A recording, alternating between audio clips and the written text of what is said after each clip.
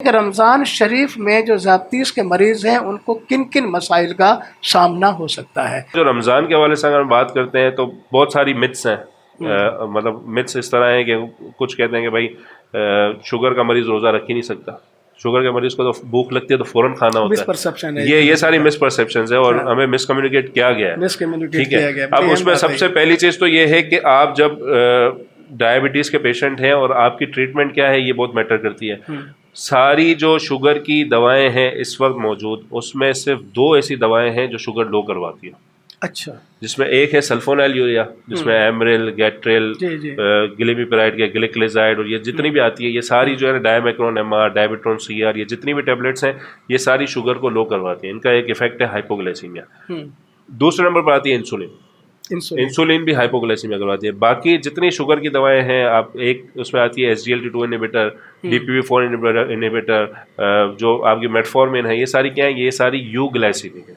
मतलब ये शुगर के लेवल को नॉर्मल लेवल तक रखती है, हाइपो में नहीं लेके जाती। अगर उसके साथ कुछ और फैक्टर्स आ गए, जैसे डॉक्टर आबिद ने मेंशन किया कि आप अगर उसमें एक्सरसाइज कर रहे हैं तो आप हाइपोग्लाइसीमिया की तरफ जा सकते हैं। लेकिन एक और मसला भी है, जब आप डिहाइड्रेटेड होते हैं तो टाइप 2 में एक कंडीशन होती है, टाइप 1 में तो ज़्यादातर हमारे पास रिपोर्ट कर रहा होता है एक वर्स कंडीशन है शुगर की, जिसको हम कहते हैं DK, डायबिटिक कीटोएसिडोसिस। इसी तरह टाइप 2 में जो है वो अगर पानी की कमी है, फ्लूइड की कमी है, तो ऑटोमेटिकली क्या होता है, ऑस्मोलैरिटी उस वक्त ज़्यादा होती है तो ग्लूकोज के लेवल ज़्यादा होने का खदशा होता है। तो जो ग्लूकोज का लेवल ज़्यादा होता है उसमें बहुत सारे फैक्टर्स काम कर रहे होते हैं। जिगर अपना काम कर रहा होता है, जिगर जो है ना उसके जो ग्लाइकोजन के स्टोर्स होते हैं वो निकालता है, उसकी वजह से शुगर बढ़ती है। तो उसमें एक कंडीशन होती है जिसको हम कहते हैं हाइपर ऑस्मोलर हाइपरग्लाइसीमिक स्टेट। और अगर उस स्टेट में आपने एक्सरसाइज कर ली तो पहले ही डिहाइड्रेटेड है, आपने मजीद डिहाइड्रेशन करवा दी तो वो भी नुकसान देती है। ठीक है, तो शुगर का जो मरीज है उसको यही चाहिए कि अगर तो वो उन दवाओं पर है, इंसुलिन या सल्फोनाइल यूरियास पर है, तो उसको चाहिए कि अगर वो कराची बेस्ड है तो हमारे पास फारूकी हेल्थ केयर सेंटर में हम उनके डोजेज एडजस्ट करके देंगे। ठीक है, उनको बताएंगे कि भाई कौन सी दवा आपके लिए बेहतर है, क्योंकि अभी ये टाइम जो है ना इस पर हम शुगर की दवा चेंज नहीं कर सकते। उसमें हम जो है ना इनको गाइड कर सकते हैं कि आपके डोजेस क्या होने चाहिए। दूसरा, अगर तो ऑनलाइन करना चाहे तो ऑनलाइन भी हमारा पेज है, उससे भी वो कंसल्ट कर सकते हैं। दूसरी इसमें जो बात आती है वो ये आती है कि एक पूरा डायबिटीज़ एंड रमज़ान जो गाइडलाइन है उसमें जो है ना तकरीबन 19 to 20 पॉइंट्स हैं जो रिस्क स्ट्रेटिफिकेशन स्कोर है। सही। उस स्कोर की 3 कैटेगरीज हैं, एक ग्रीन जोन में, एक येलो जोन में, एक रेड जोन में।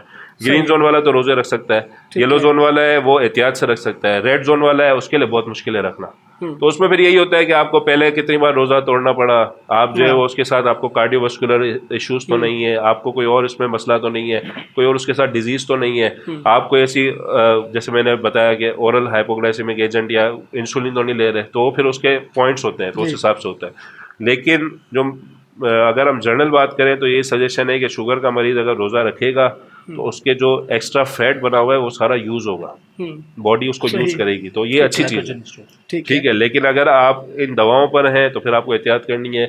अगर आपकी इफ्तार जो है या सहरी जो है वो कार्बोहाइड्रेट रिच कंटेंट है सारा, मतलब आपने शुरुआत की खजूर के साथ, फिर आपने उसके बाद रूह अफ़ज़ा पी लिया, उसके बाद आपने जो है फल मंड के खा लिया, फिर आपने जो है वो चटपटे आलू खा लिए, मतलब ये सारा कार्बोहाइड्रेट है। जब आपने ये चीज़ें खा लिया, मेरे पास एक पेशेंट आई, उनकी जो है वो शुगर बहुत बढ़ी हुई थी, तो मैंने उनको कहा कि आप जो है ना वो कोशिश ये करें कि आपका पहला जो निवाला हो ना वो फाइबर हो, सलाद हो। तो बोला ये आपने क्या बात की, खजूर से नहीं करें, खजूर तो सुन्नत है। मैंने कहा सिर्फ खजूर और पानी सुन्नत है, आप वो कर सकते हैं तो आप वो करें।